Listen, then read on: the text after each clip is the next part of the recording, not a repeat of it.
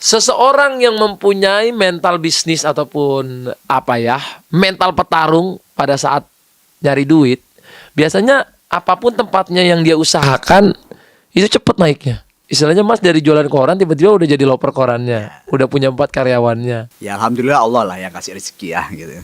Nah setelah itu katanya Mas pindah bisnis karena Betul. korannya bangkrut. Koran bangkrut.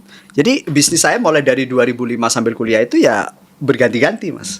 Jadi dari jualan koran, kloper koran sampai jadi agen kloper koran. Kenapa bisa bertumbuh? Karena mindset saya bisnis, bukan hanya sekedar berhenti di pola pikir yang kloper koran. Terus pindah, saya jadi sales komputer.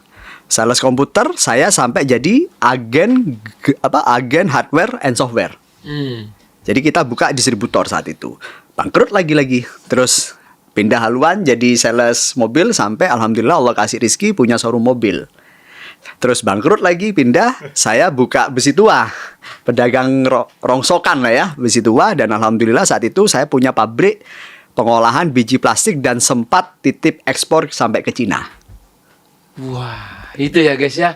Jadi sekali lagi saya belajar bahwa kalau kamu mau jadi pengusaha yang hebat, yang kuat, yang bisa berhasil, itu tipsnya sama ternyata semua pengusaha. Bukan kamu yang cuma pengen usaha terus takut.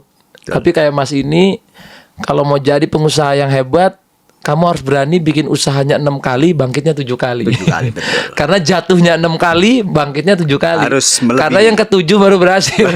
Belum yang dari yang pertama langsung berhasil. Jadi kan benar berarti ya Mas ya. Betul. Kalau saya tuh dulu punya prinsip, kalau kita berusaha tuh efek sampingnya sukses. Efek samping sukses. Efek sampingnya sukses. Efek Karena seringnya gagal dulu sebelum dia sukses. Nah berarti Mas Nanang ini baru Karena gagalnya itu kepastian. Jadi betul. Karena gagalnya di bisnis itu pasti. Kepastian. 90% resiko bisnis itu kadang kan kebanyakan hari ini enak bisnis karena bisa jadi ABCDFG kaya segala macam. Padahal resiko bisnis itu 90% gagal. Karena kalau 90% berhasil isinya bukan 9 naga. Tapi 270 juta naga, sebayi-bayinya bisa kaya gitu. Betul kan ya. Ini masukan yang bagus ya. Kalau misalnya bisnis itu gampang, bukan 9 naga, tapi 270 juta naga.